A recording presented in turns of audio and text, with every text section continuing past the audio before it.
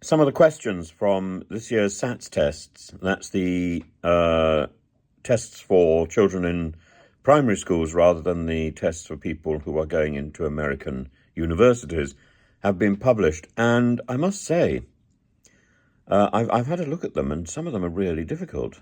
And I have spent the last few years teaching effectively versions of IQ tests. I find them rather irritating. Verbal reasoning, non-verbal reasoning, and that sort of thing. And these are tough. These are really tough. And there's a point of me which would suggest they're also slightly pointless.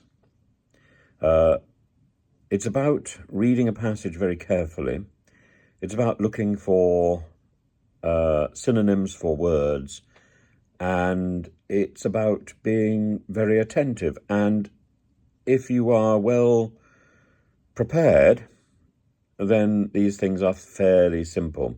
If you are not well prepared, then these things are very difficult. It's not something you can instinctively grasp.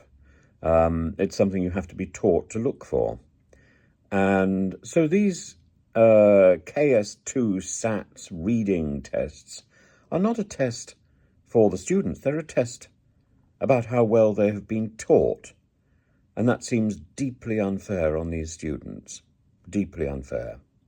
And so, yes, of course, when you take the test back and you show them to the parents, and the parents may well find that they can't do the test and get the right answer. No, because they haven't been taught the various tricks. It's all about tricks.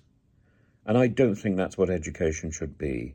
Education should be about empowering children and young people and giving them the ability to read more carefully, read more attentively, and so on.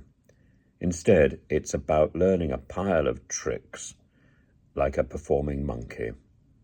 If that's what we want in life, if what we want is a troop of performing monkeys, well, maybe we're teaching